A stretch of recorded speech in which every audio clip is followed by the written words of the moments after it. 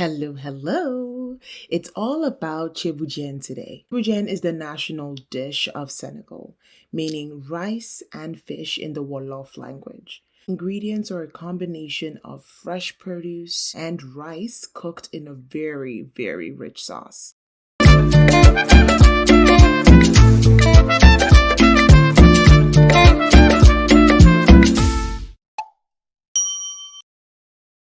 My name is Edie, and if this is your first time here, welcome, welcome. This is my little corner of the internet where we explore food, family, and lifestyle. We're going to be using cassava, sweet potato, okra, cabbage, to be using tilapia fish, some scotch bonnets, some tomatoes.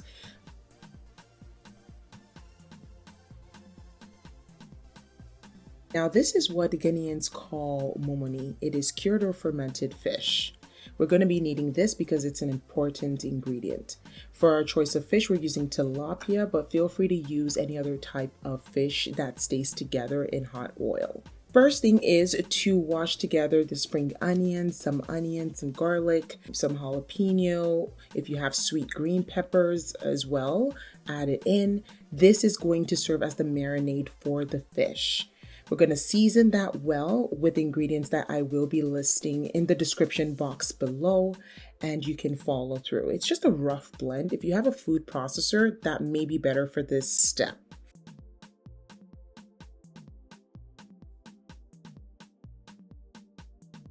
For the fish, we're going to make slits in the fish, and this is so that we can incorporate a lot of that marinade into the fish. Oh my goodness.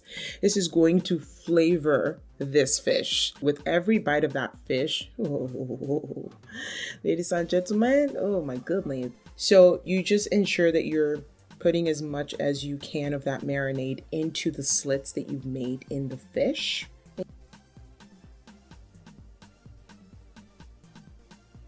You just lay it down on, of course, a wide dish, and you place it in your fridge to marinate. If you have time, let it marinate overnight. That's my advice. If you're impatient like me, 45 minutes is fine. All right, so because I'm using vegetables that are frozen, right? Most of my tomatoes, the red bell peppers, and scotch bonnets, they are from my freezer. I buy in bulk during the summer.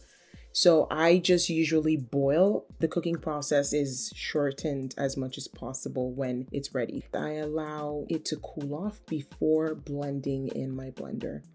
It's been 45 minutes and the fish is now ready to be fried. You saw that the oil that I put in is not to deep fry. We're only going to be shallow frying the fish. The idea is not to dry out the fish, right? We want the fish to still have a lot of moist and be tasty. I seasoned a bit with some all-purpose seasoning, some salt, just to give the fish more taste. Oh.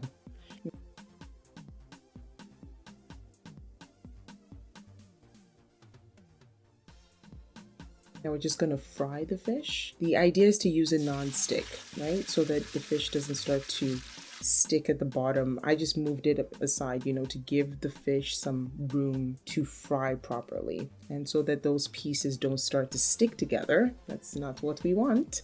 While this is frying, you can begin to prep your vegetables. I just waited for the fish to be ready first.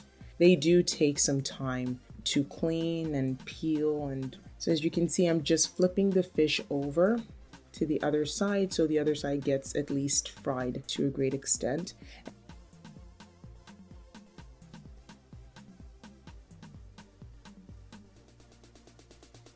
Now I'm just draining the oil to remove all of the particles that are at the bottom of that oil. We're going to use the same oil for this recipe.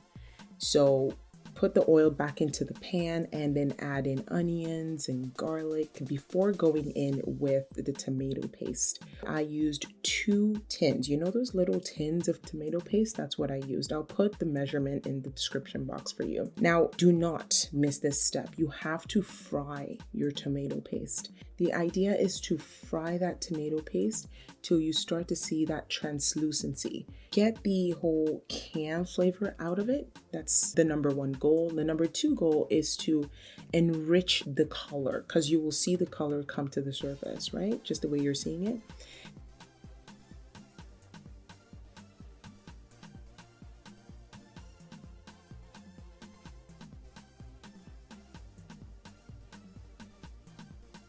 And now you want to go in with the leftover marinade, the one that you used for the fish. You want to add it in.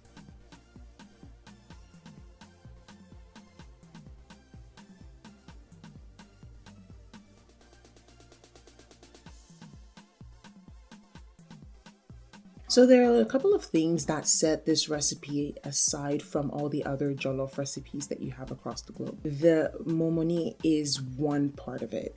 And then you also have, of course, the cooking of the vegetables in that tomato sauce. So you cannot skip this step. Momoni doesn't exactly have a pleasant smell. It's almost like locust bean or iru that we use in Nigeria. It may not exactly have a pleasant smell, but there's this umami flavor that it gives when it is in any dish. We've added in our pepper mix. We're just gonna fry, and at this point you really just want to be patient with it because you should be frying this on medium to low heat. We don't want it to burn. Even if it sticks, you're still gonna add water to it, which will definitely allow deglazing to take place. At this point, you want to also season as much as possible. I use all-purpose seasoning, bay leaves, black pepper. Don't forget that we seasoned the marinade that we used for the fish, and we just added in the leftover marinade here as well. Now I just added in some water, and what I did first was to cook my fried fish in that sauce.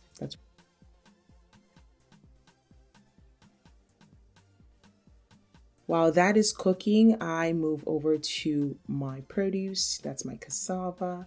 After removing the skin, I just cut in half and I take out what is called the core of the cassava. And I just scrape the back because I noticed that it's sort of like a film on the back. It doesn't allow it to cook through properly. And then I prep my cabbage as well, take off the first 2 layers. And this also has a core that you cannot eat. So you want to take that part, you want to carve it out. When it's carved out, you just want to cut in half. You could cut it smaller if you like. You can actually use toothpicks to hold it in place.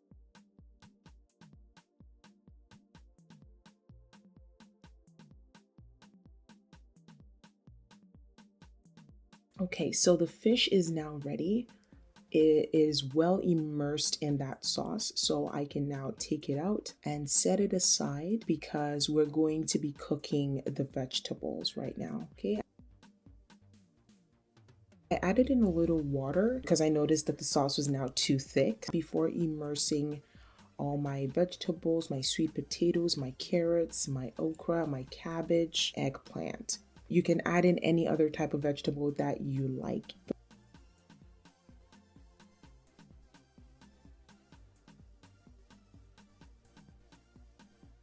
For the choice of rice, it is broken rice that's used traditionally. I mean, I crossed the Red Seas to get these rice, you know? But if you don't have it, that's okay. Use your jasmine rice, your basmati, your long grain white rice. Use anything that you have that you know is good. I try to wash the rice as much as possible to get most of that starch out of it. And this is just me using the same kind of method that I use even with my normal Nigerian jollof rice. I ensure to wash my rice well because you don't want sticky jollof rice. I mean, if you just make the jollof rice, yes, it may come out sticky at first because it's still hot, but the moment it starts to cool off, it should really not be sticking together. It should begin to stand apart, at least to a considerable extent. All right, so vegetables have cooked. I ensured that the sweet potatoes were soft enough before I took it out. It is time to go in with that rice.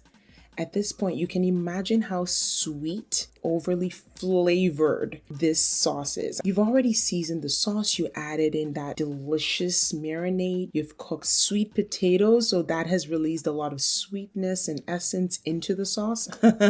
This is the real deal. Just a bit of water just so that it cooks through and through. I don't want to be going back and forth with that water. You let it cook for like 35 to 40 minutes and you go check it. If it isn't soft enough the way you like the texture of your rice rice to be, definitely add in, some bits of water to ensure that you get the right texture of rice.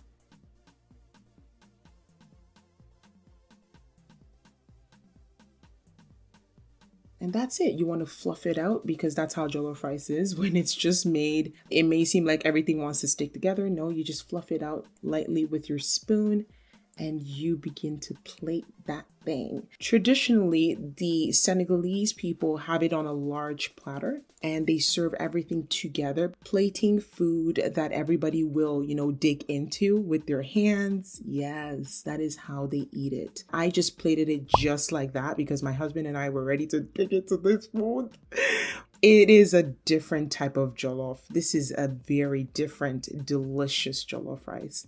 Let me know if you make this and I will see you in my next video.